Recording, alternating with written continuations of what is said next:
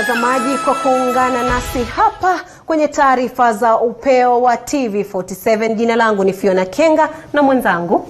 Na bila shaka mimi ni mwanahabari wako Paul Kirobi ambaye atakuwa katika meza ya ishara, anafahamika kama Ann Wairimo. Moja kwa moja unaweza kuwasiliana nasi kupitia nambari yetu ya rafa 22047 katika mitandao yetu ya Twitter na Facebook ambayo ni mitandao ya kijamii. Utatupata @TV47KE ukitumia hashtag Upeo wa TV47. Huko visa 98 na vifo 3,000 vya corona vikiripotiwa kote ulimwenguni, ila taifa likiwemo taifa la Kenya linajukumika ili kudhibiti virusi hivyo. Serikali imeduni mikakati ambayo imeanza kutekelezwa ili kuzuia kusambaa kwa virusi hivyo. Kituo kipya cha hospitali ya kitaifa ya Kenyatta cha kudhibiti corona kimezinduliwa leo katika hospitali ya Mbagathi. Waziri wa Afya Mutahi Kagwe amesema kuwa kituo hicho kina vifaa vya kutosha ili kukabiliana na virusi vya corona, huku akiongezea kuwa serikali za kaunti na mwananchi kwa jumla wanafaa kuungana na serikali ya kitaifa ili kudhibiti virusi hiyo kuingia na kusambaa humu nchini. Akiongoza hafla uzinduzi wa kituo hicho, waziri wa Afya Mutahi Kagwe, na ambaye ndiye mwenyekiti wa kamati ya dharura inayoshughulikia hofu ya kuchipuka kwa virusi vya corona humu nchini, amewahakikishia Wakenya kuwa serikali imeweka mikakati kabambe ili kudhibiti virusi hivyo, akieleza kuwa kituo hicho hakitumiki kuwatawisha waasiriwa wa virusi hivyo ila kuwapa matibabu. Be sending additional support from the national government of about 5,000 additional personnel, a lot of them to assist, a lot of them have been trained in service, some of them from the national youth who are going to be trained, community health workers, additional people to go and support the counties because of the overwhelming training and other works that we think they are facing.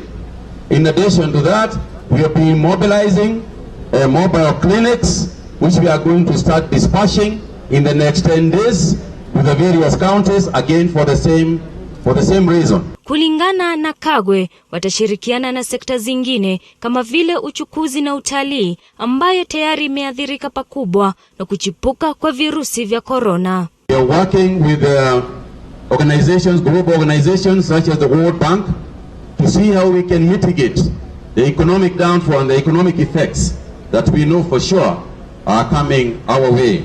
Daktari Kamuri anayeongoza shughuli nzima katika kituo hicho amedokeza kuwa wana vifaa vya kutosha ambavyo vitaweza kutumika na wagonjwa wa corona na madaktari endapo maradhi hayo yatachipuka humu nchini. We have also ventilators, monitors, defibrillators, we have infusion pumps, even we can actually run the patient in remote. If you have seen some of the gadgets we have. We also have all diagnostic facility. We have mobile x-rays inside here. We have mobile ultrasound. We have also a lab, full-fledged lab, and also we have all the drugs and also the equipment. So Waziri Kagwe amewataka wananchi kujikinga na kuhakikishia kuwa serikali ipo tayari kupigana na virusi vya corona. Usiogope, msibabaike. Tunafanya chochote ambacho lazima tufanye ndio wananchi wetu wasije wakapata hii ugonjwa. Hayo yanajiri wakati ambapo corona imeendelea kuwa tishio sio tu kwa Kenya bali ulimwengu mzima. Nikiripotia runinga ya TV47, jina langu ni Lydia Gashomo.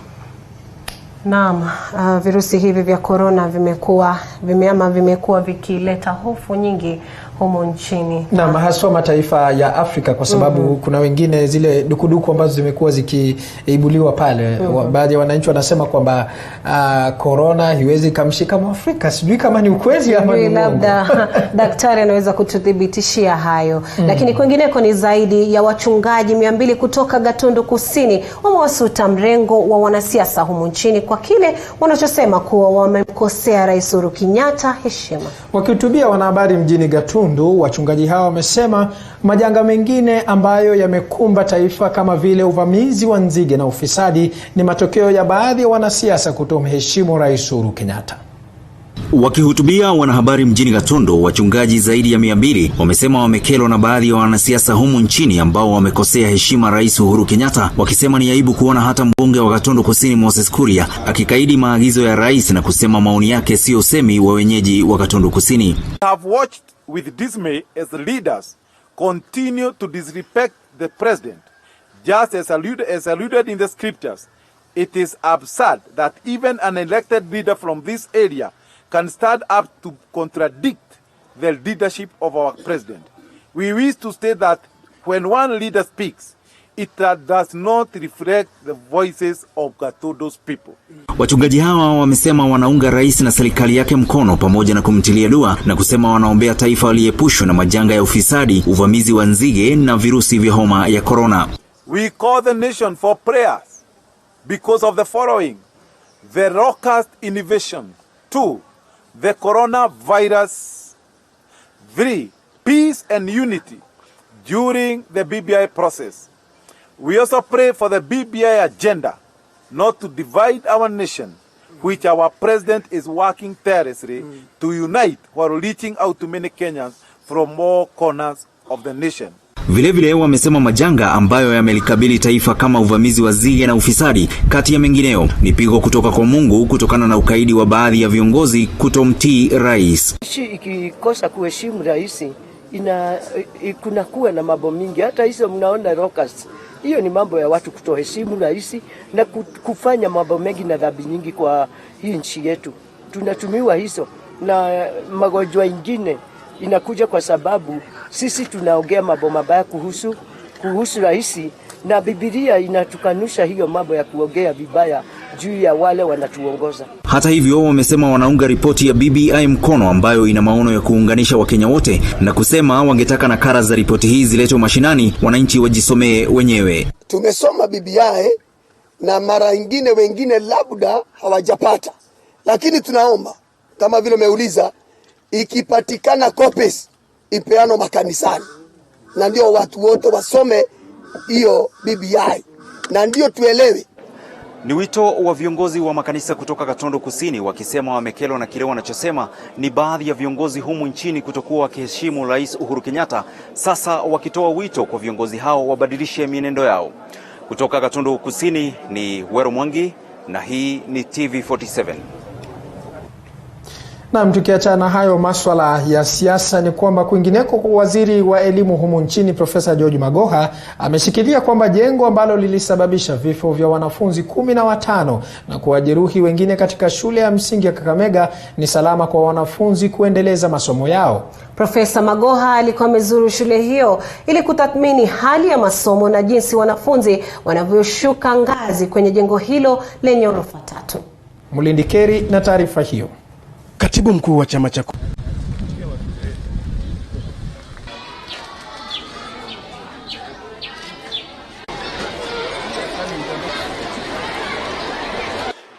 Can you go and read the Constitution?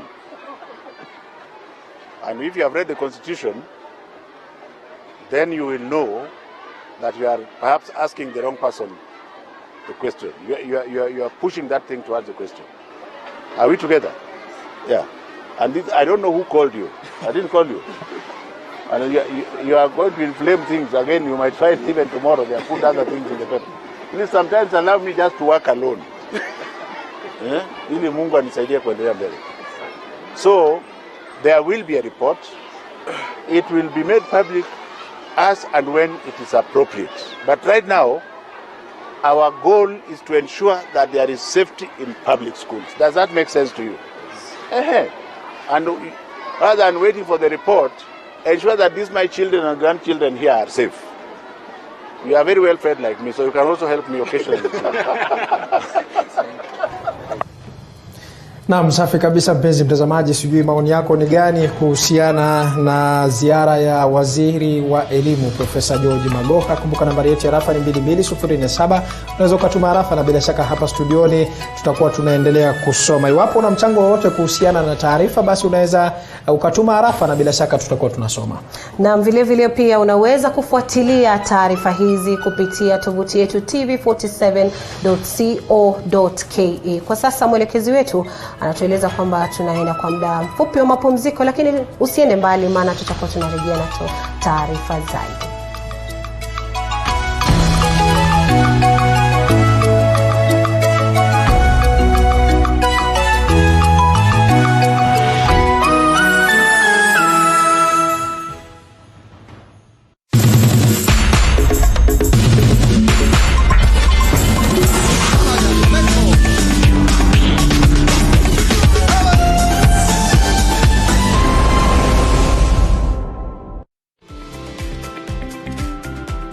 Wiki hii kwenye sauti yetu. Tunatoka kwa soko kufika kwa nyumba. Mwanzo unapima ile kiasi kama ni kilo 5. Unajua kilo 5 inafaa ili kwa hizo vibuyu kama ito 15 liters, unaona? Kwa Mwadime, hii sio kazi tu. Anawasaidia wana Kibra kuimarisha afya yao. Sio aibu. Juu unafanya kazi, sasa utasikia aibu aje? Yule anajiweza anaona ni aibu, lakini yule hajiwezi haoni kama ni aibu.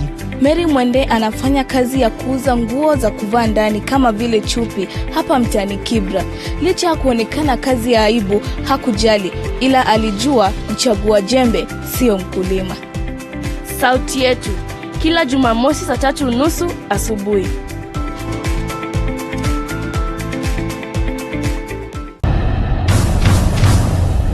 Uandishi wa habari uliokwenda darasani na kufuzu vyema umetua rasmi. Lengo lake kuu ni kufahamisha jamii kwa taarifa ya kina kupitia Upeo wa TV47 unaotua kwa safari yenye hatua mpya na muonekano wa hali ya juu. Kila Jumatatu saa 1 jioni, Clifford Ndubi na Andrin Kilemi wanaibuka kwa taarifa stadi. Andrin Kilemi atarejea tena Jumanne saa 1 jioni kwa ukurasa mwingine wa habari. Siku ya Jumatano, Salome Muiruri ndiye atakayepasua mbarika ya habari. Na miale ya jua itakapotua magharibi, siku ya Alhamisi, Emmanuel Terer na Liz Mutuku watatua usukani wa Upeo. Mnamo Ijumaa, Paul Kirobi na Fiona Kenga watadadavua habari kwa njia ya aina yake. Jumamosi haujasazwa, nahodha wako Corazon Safen atahakikisha meli haikwendi mvange. Josh Onsare ndiye atakayevalia njuga taarifa siku ya Jumapili nia kubwa ikiwa kufunga wiki kwa mpigo.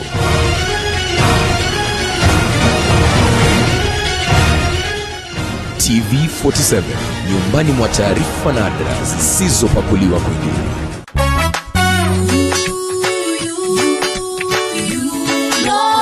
Kila siku ya Jumapili tunakurausha, tunakuchangamsha kwa mziki unaokusisimua na kukukuza kiroho. Tunaangazia wasanii mbalimbali wanaochipuka ili mradi kukufahamisha wewe. Na pia kwenye safari ya Ukristo tutakuletea shuhuda za Wakristo mbalimbali, kwani unayopitia wamepitia na wengine. Sondo nikaokoka. Date 2 April 2016. Yote 9-10 ni neno kutoka kwa wachungaji mbalimbali ili kukuimarisha kwenye safari ya Ukristo. Jesus is the way, the truth and the life. Bila shaka yote haya unayapata ndani ya 47 Sifa. Nami Liz Mutuku ndani ya TV47.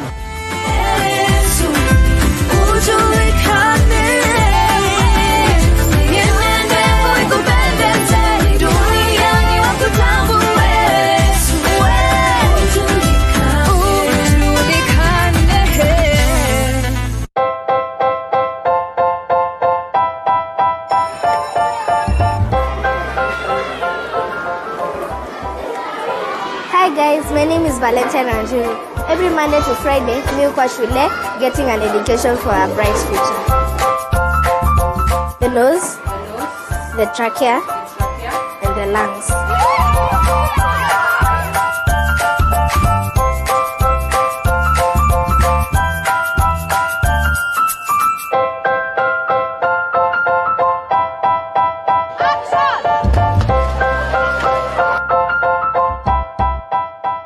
hupenda kuogelea. Pia it's time for me to have fun with my friends.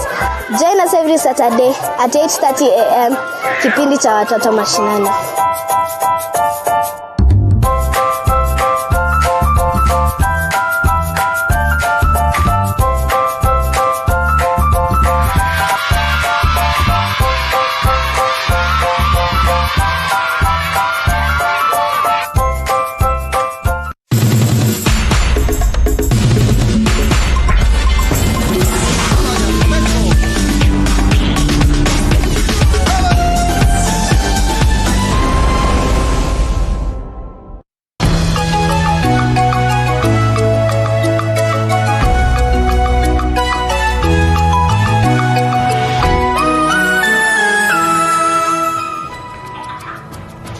Na barabara kabisa mpenzi mtazamaji, karibu tena kwenye awamu nyingine ya Upeo wa TV47.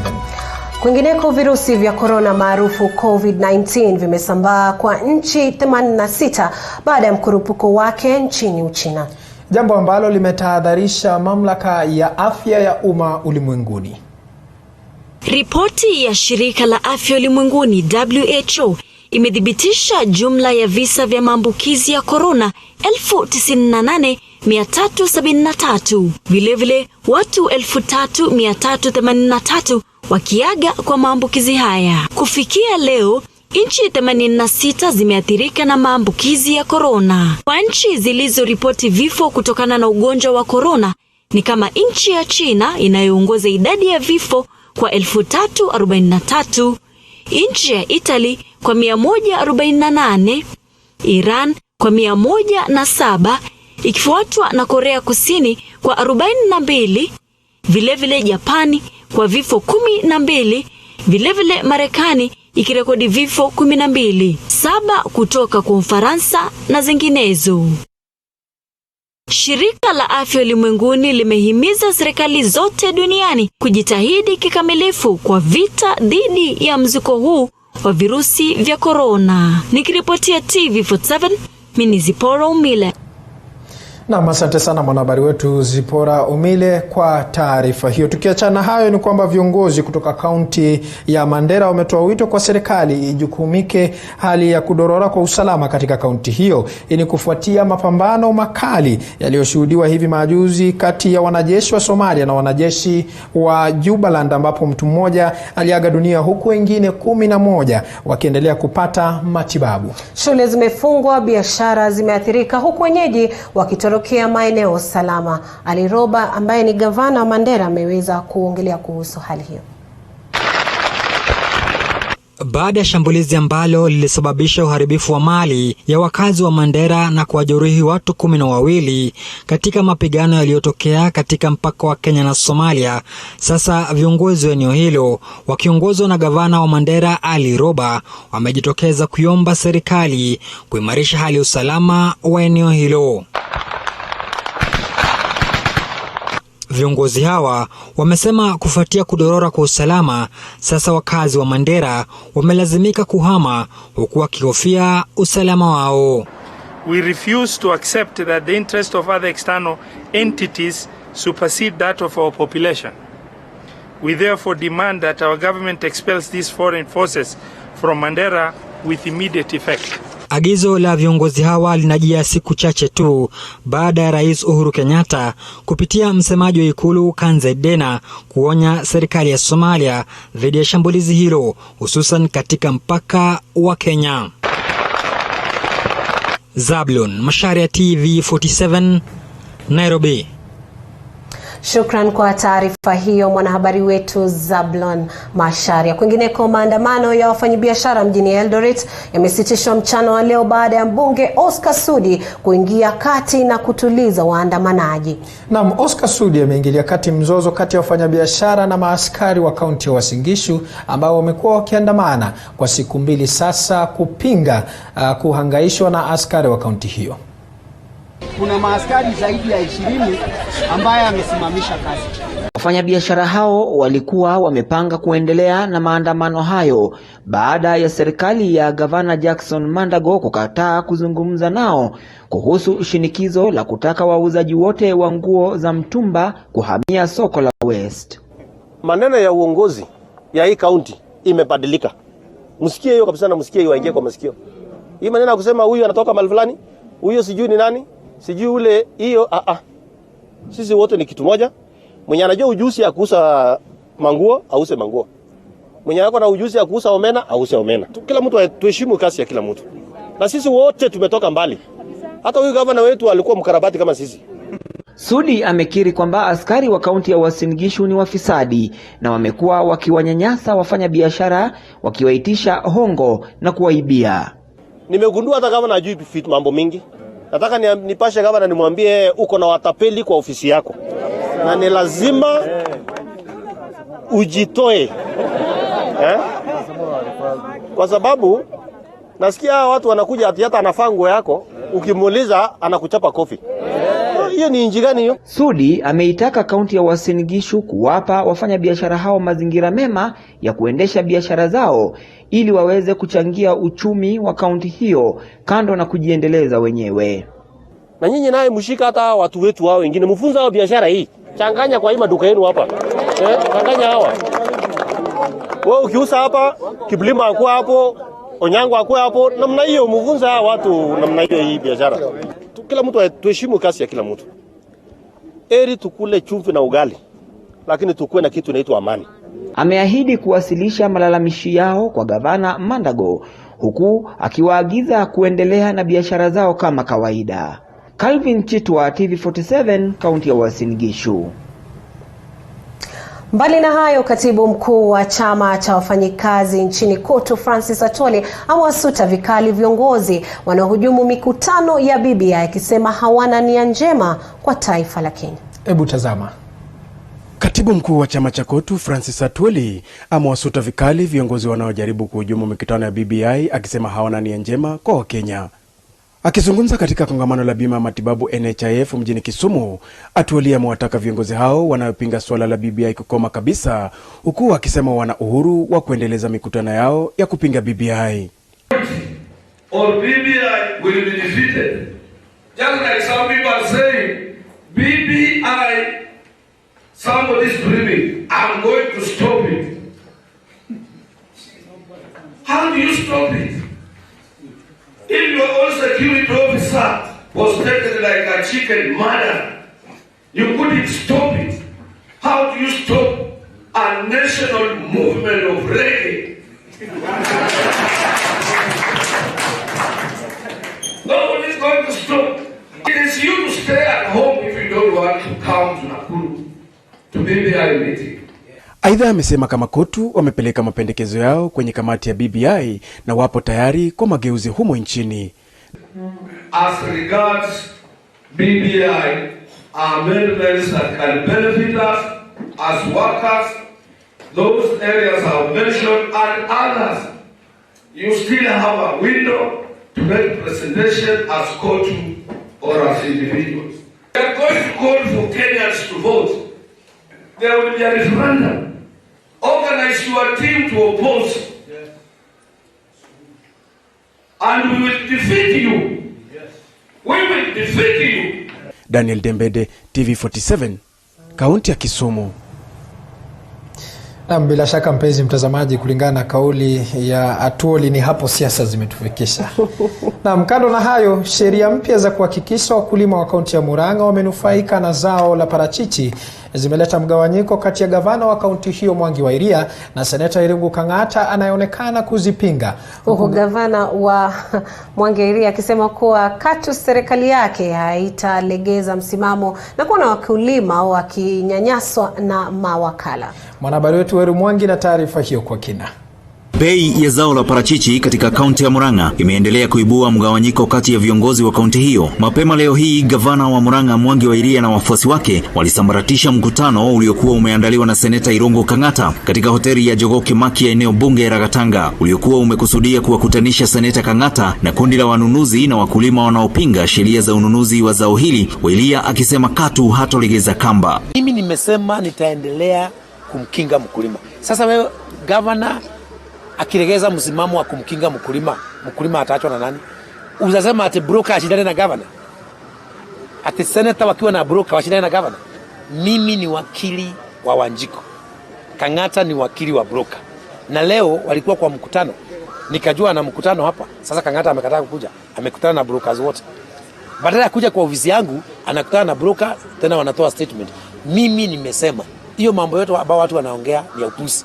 Gavana Wairia amesema kaunti ya Murang'a hutoa 80% za parachichi zinazouzwa nje ya nchi, na hivyo wamekubaliana na baadhi ya wanunuzi na kampuni kuwa parachichi litakalonunuliwa kwa bei ya chini litakuwa ni shilingi 15. I mean, to 80% of Kenya's avocado export for us comes from Murang'a. And therefore, technically, and because Kenya is leading in Africa, Murang'a is leading in Africa. You see, our people suffered because of decline in coffee payments, simply because of brokers and mismanagement. This time loud, I have dedicated to save the farmer of Murang'a from brokers and other thugs trying to invade and attack the market. Wakulima katika sehemu tofauti za Murang'a wameonekana kuunga mkono sheria za Mwangi wa Iria za kuona wakulima wa zao hili wamenufaika. Mimi yangu ni kusupport hiyo mjadala kwa sababu tumefurahia kwa kuona avocado itakuwa na mpangilio. Vile ilikuwa watu wakinunua kila mtu kiholela, watu wameteseka ya kutosha. Mimi ningehimiza Mwangi wa Iria aendelee kutengenezea sisi sheria, na vile nimeona timu yake retuma yote hapa. Hii siwe kama ile misemo tunasema mara nyingine na waachiliwa. Sijui ni kitu gani kinapelekwa huko, kitu kidogo labda mambo yakaharibika. Kwa hivyo nataka kuona kutoka leo Mwangi wa Iria atafanya nini, sababu ni mtu ya kusema na kutenda. Nikiripotia runinga ya TV47 kutoka Gatanga, kaunti ya Murang'a, mimi ni Wero Mwangi. Kama tunavyowaahidi watazamaji wetu, kila wakati tunapowasomea taarifa lazima tusome zile arafa ambazo mnatutumia kupitia nambari yetu ya arafa 22047. Hapa tukiwa na arafa moja ikisema thank you your TV47 ni Lewin Wafula, yani Somalia haina asante kwa Kenya. Sijui anamaanisha kuhusu mzozo baina ya Kenya na Somalia. Na bila shaka nadhani ndio hiyo, nilikuwa na dukuduku kidogo. Na mpenzi mtazamaji, tukiachana hayo ni kwamba serikali ya Kenya inatambua na ina imani kwamba masomo ya vyuo vya anuwai ni nguzo muhimu katika mabadiliko ya taifa. Haya ni maeneo yake Naibu wa Rais William Ruto akiongoza hafla ya kufuzu kwa mahafala wa chuo cha kiufundi cha Matili eneo bunge la Kimilili, kaunti ya Bungoma. Katika hafla ya kufuzu kwa mahafala zaidi ya 800 katika chuo cha kiufundi cha Matili eneo bunge la Kimilili, Naibu wa Rais ametaja kuwa masomo ya kiufundi ndio msingi wa mabadiliko katika taifa la Kenya, huku akitaja kwamba kutotambua masomo hayo mapema kulichangia pakubwa kutoimarika kimaendeleo nchini. My presence here is to confirm to you that the government of Kenya identifies, acknowledges and believes that the learning that is going on in our TVET institutions is critical. In fact, is the master key to the transformation of our nation. Part of what contributed to our underdevelopment and part of what contributed to our under-industrialization is because we did not give sufficient attention to technical education. For a long time, we concentrated in passing exams. Hata hivyo, Ruto ametaja kuwa masomo ya kiufundi ni mojawapo ya ajenda 4 kuu za serikali, kwamba utaimarisha uchumi wa nchi. This is exactly what the Big Four agenda is all about.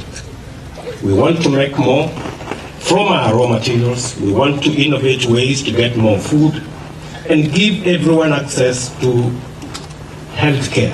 Our new competence-based curriculum is a game changer in technical training because the focus is now on practical skills and not academic certification.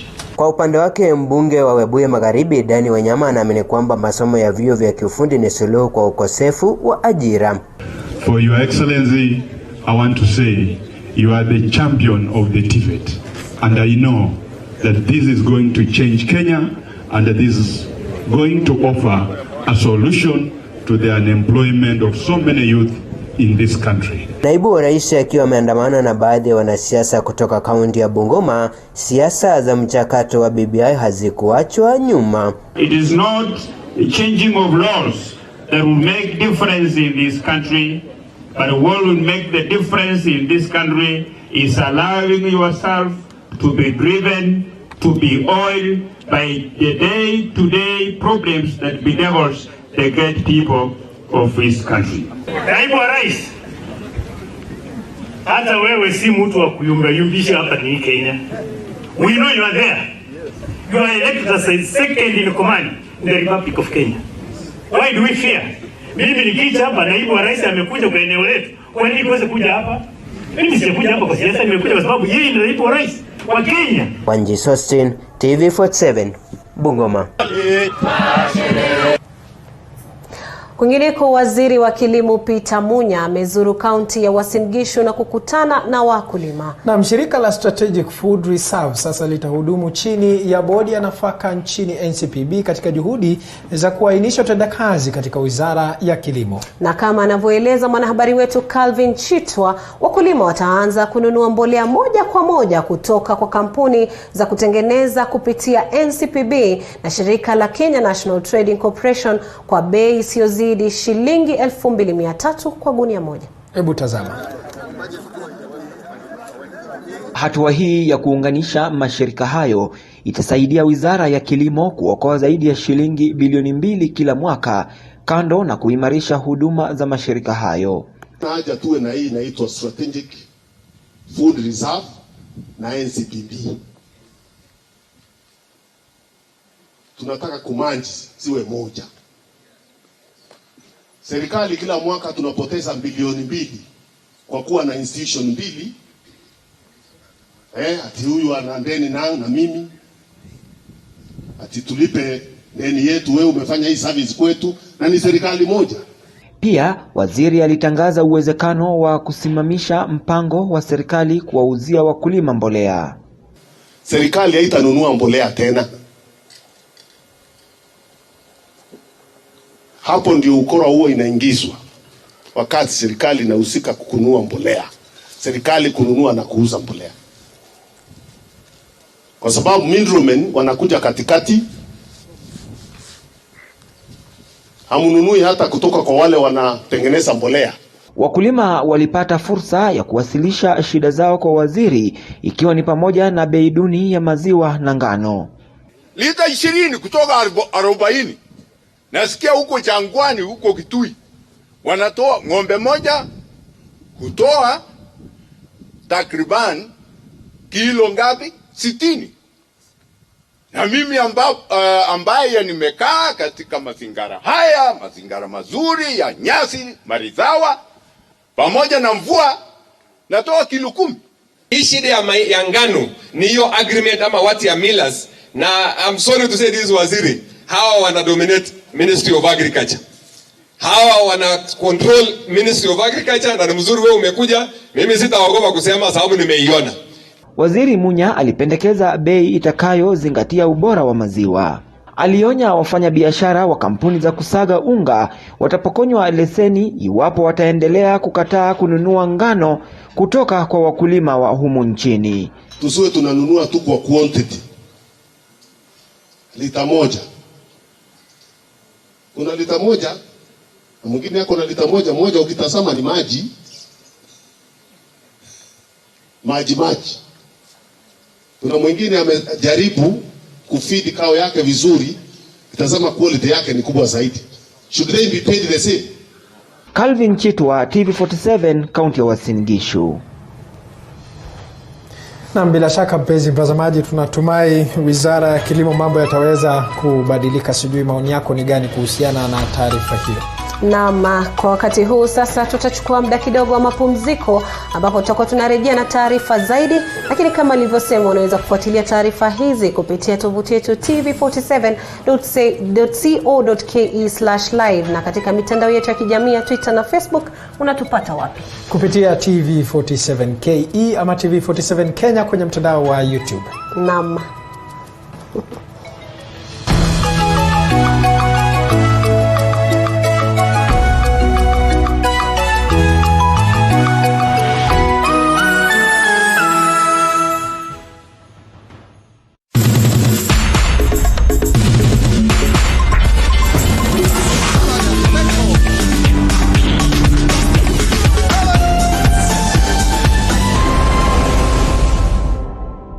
thing. The skills you develop and the drive you develop is what matters. Because if you get your opportunity, no one will give you the next level. You have to fight for it. Young people who are in the education system, they are the very lucky people because you have a card that can speak for you. I am a student. Can I do this? I am a student. Can I do this? You have a card that can speak for you. We're the ones who are going to live through this country for the next 50 years. And it's something that needs to be fixed today. And so I think the ones who should be championing in terms of having a better country and pushing for equality is young people. The parents probably went to school in 1980, 1962. During those times you had a degree, you are a provincial administrator. Immediately. Yes. Right now, I cannot imagine how many mathematicians graduated last year December. I cannot imagine. And so we need to realize that the situation is dire. And sometimes even our office WhatsApp group, we get DMs of people crying because they are jobless. And it's depressing to the point where they're telling you they are going to commit suicide.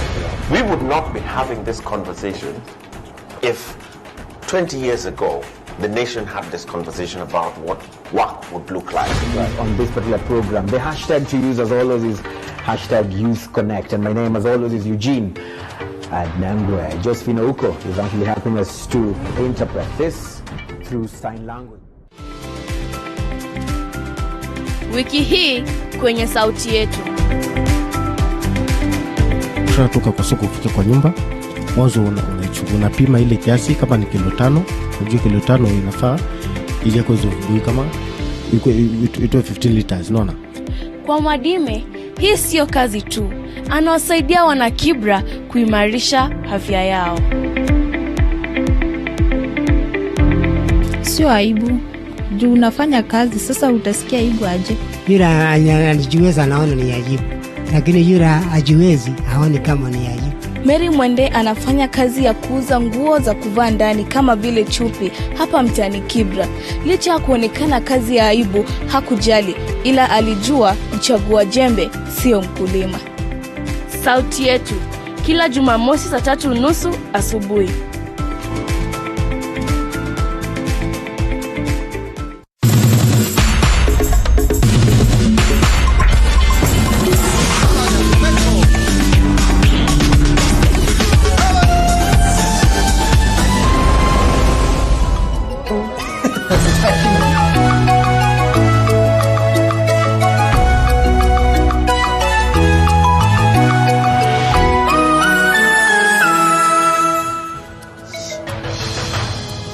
Naam, karibu tena mpenzi mtazamaji kwenye awamu nyingine ya Upeo wa TV47. Ni afueni kwa wakazi wa kijiji cha Lumoro, eneo bunge la Bumula, kaunti ya Bungoma, baada ya serikali ya kaunti hiyo kupitia Wizara ya Maji na Mazingira kuweka mikakati ya kujenga ukuta wa kuzuia mifugo pamoja na watoto kuingia katika jala taka eneo hilo. Na awali wakazi hao walilalamikia hatua ya serikali ya kaunti hii kutupa taka katika eneo hilo licha ya mahakama kutoa agizo la kusitisha shughuli hiyo.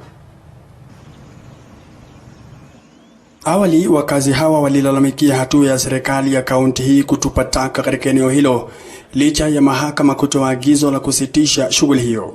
Walilalama kuwa kwa kipindi cha miaka 2 jaa hilo limekuwa likivutia nzi sihaba ambao wameathiri starehe katika boma zao pamoja na kuleta magonjwa mbalimbali. Kawaida hii harufu iko katika eastern side. Watu wote ambao wanakaa western side hakika hata afya yao haitakuwa mzuri. Kwa sababu hii harufu inaenda mita mingi sana. Na hata saa zingine hata wakipika chakula, hii harufu inaharibu hata ladha ya chakula.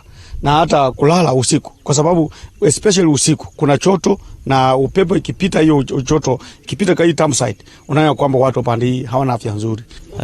Hata saa zingine kama unapika chai, hii nchi ndio sinakuwa ya kuanza kukunywa chai, hata chakula na hata ng'ombe sikikula hapa nyasi huwa sina kufanga. Winrose Naliaka anasema kutokana na uwepo wa jahili ng'ombe wake alikufa baada ya kula mahali hapa, huku akiitaka serikali ya kaunti ya Bungoma kumfidia.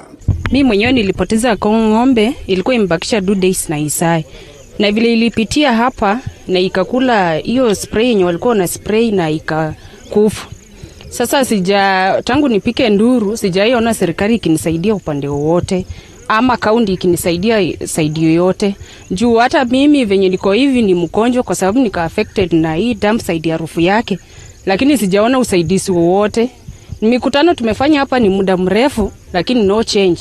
Sasa tunahitaji tu mtusaidie kama kaunti na mfanye kazi yenye mliambiwa, hiyo sherehe yenye mliambiwa. Lakini baada ya kilio cha muda na hata kuwasilisha malalamishi yao katika mahakama ya Bungoma, serikali imesikia kilio chao na waziri wa maji na mazingira Renson Maheti amesema mradi huo utagharimu shilingi milioni 14 katika awamu ya kwanza. Waziri Maheti amesisitiza kuwa awamu ya kwanza ya mradi huo itashirikisha kujenga ukuta, malango mawili pamoja na mahala pa kwenda haja.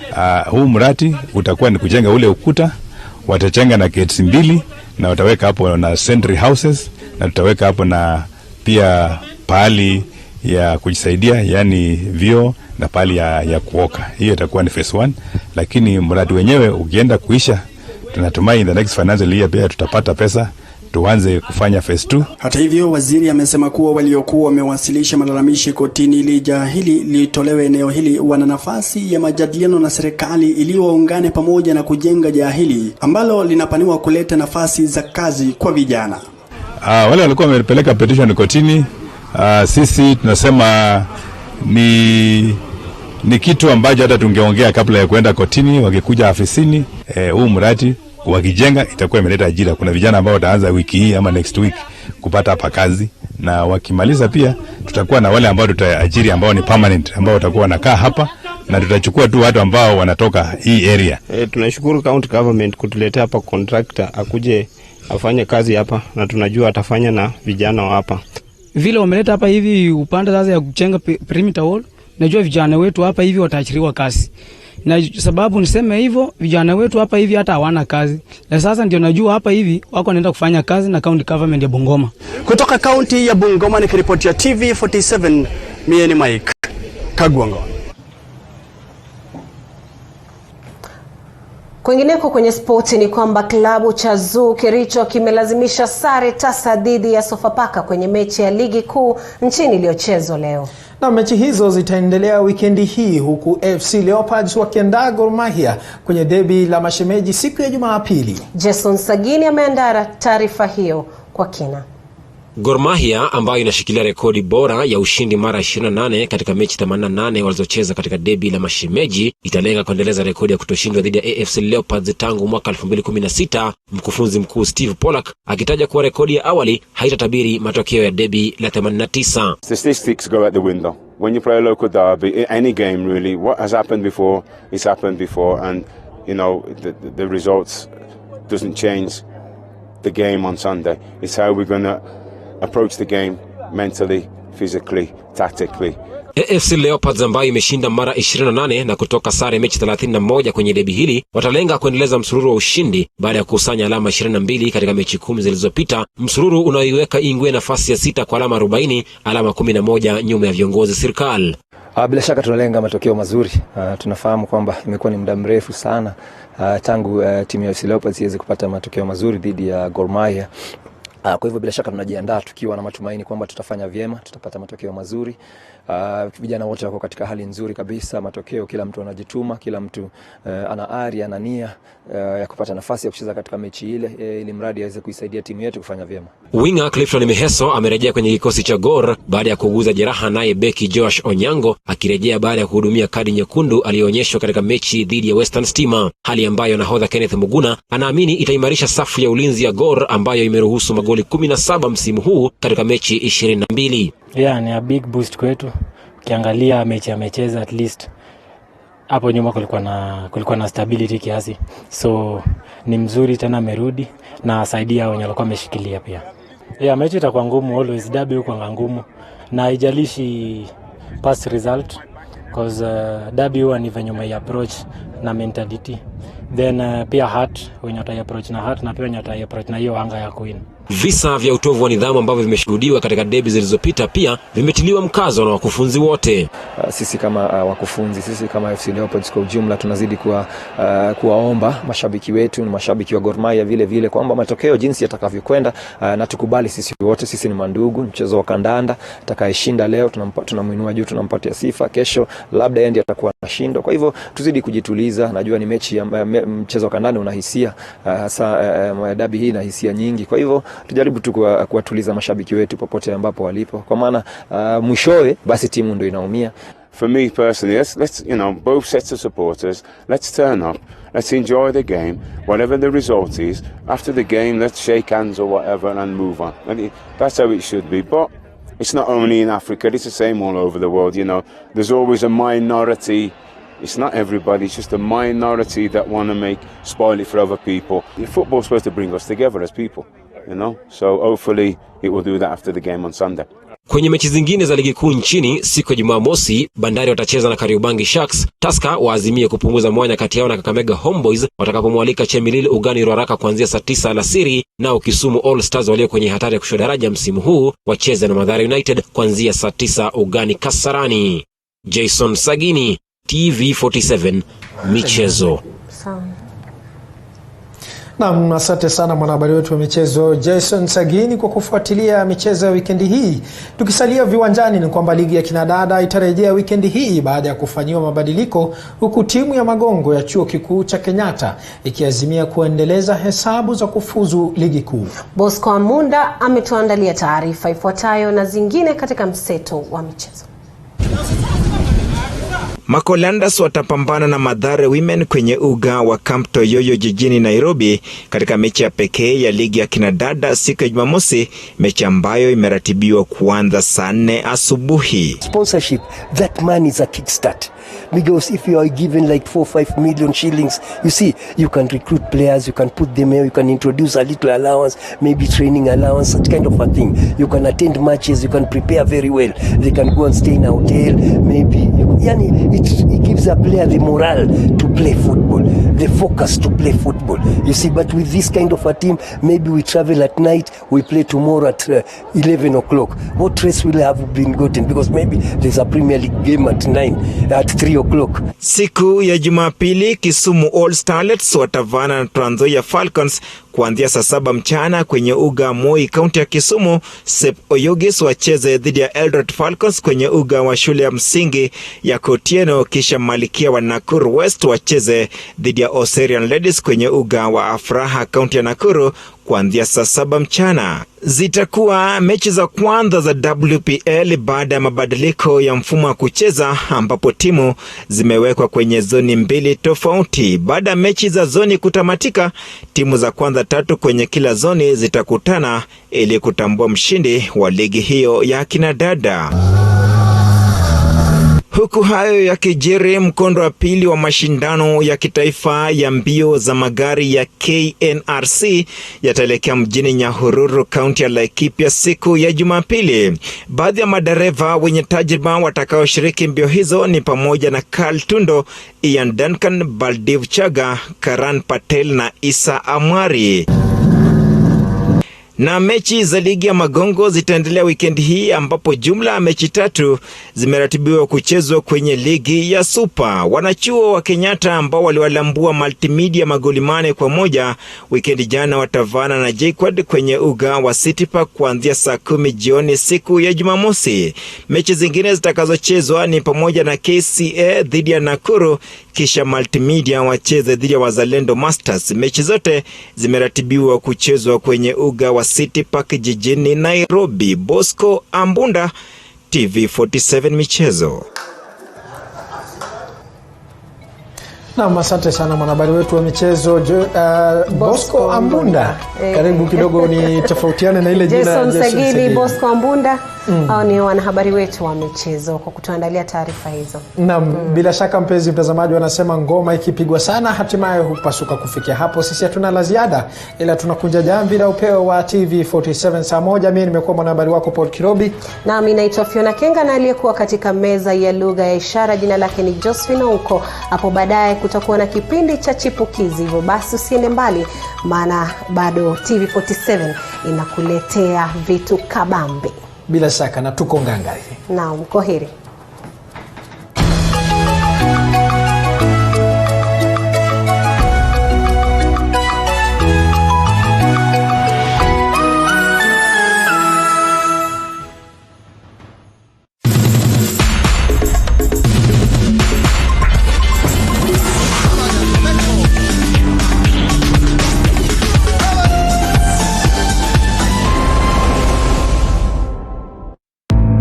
Welcome to Woodland Resort, carefully positioned in a tranquil environment to give guests an almost private stay with advantage